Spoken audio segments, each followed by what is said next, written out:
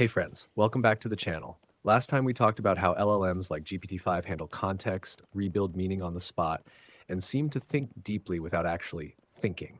Today, let's go one step further. How AI connects dots between data and sound, and why those links feel clever, even creative, though it's really just math and memory patterns at work. So, when you hear AI music or see an AI remix an idea, say turning a photo into a melody or writing lyrics from data, it feels like it's being artistic. But what's really happening is pattern linking. The model isn't feeling emotions or inventing from scratch. It's spotting structure, style, and similarity across huge piles of data and then weaving them together in ways that seem fresh. Think of data as ingredients and AI as a chef who never tastes food but knows every recipe ever written. When it sees a word like rain, it doesn't feel rain. It recalls millions of examples where rain connects to sounds like droplets, moods like calmness, or visuals like gray skies. So if you ask it to make a rain-inspired tune, it doesn't imagine rain. It matches the statistical fingerprint of rain with notes that usually appear in calm, soft music. The result feels emotional to us, but to the AI, it's just number patterns lining up neatly. Here's where the cleverness sneaks in. AI models trained on both text and audio learn that meanings and sounds share patterns. Words have rhythm, tone, and flow, just like music. So when the model connects a sentence to a melody, it's not magic, it's matching shapes. The curve of a sentence's emotion is like the curve of a melody line. Both rise, fall, and resolve in similar ways. That's why AI can create songs that seem to understand the lyrics. It's basically syncing two maps that look alike. Now, creativity enters when randomness meets structure.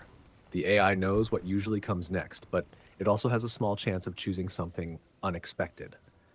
This is what gives life to AI art or music.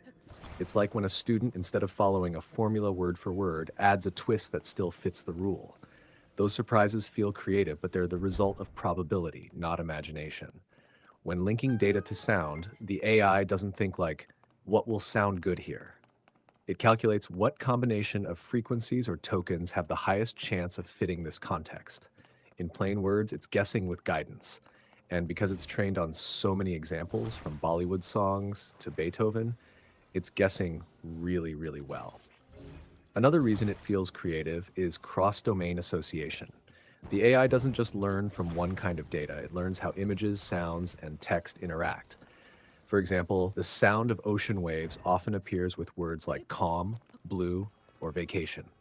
When asked to generate an ocean-inspired soundtrack, it pulls these mental links together. Soft rhythms, slow tempo, maybe a flute sound. And suddenly, it feels right to us. It's not feeling peace, it's mapping probabilities from memory. Sometimes it even finds hidden relations we didn't notice.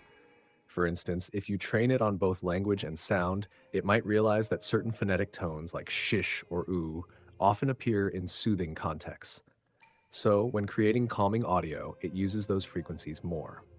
That's why it can invent things that feel intuitive or artistic. It's revealing patterns we humans put into the data without realizing it. So, when AI makes these rich connections between data and sound, it's not because it's thinking outside the box. It is the box, an enormous one filled with every example, rule, and rhythm it's ever seen. Its cleverness is really our own creativity reflected back through computation. In short, AI seems creative because it's incredibly good at pattern matching. It joins dots between meaning, sound, and feeling, not through thought, but through structure. The magic isn't emotion, it's precision. It's the science of patterns pretending to dream.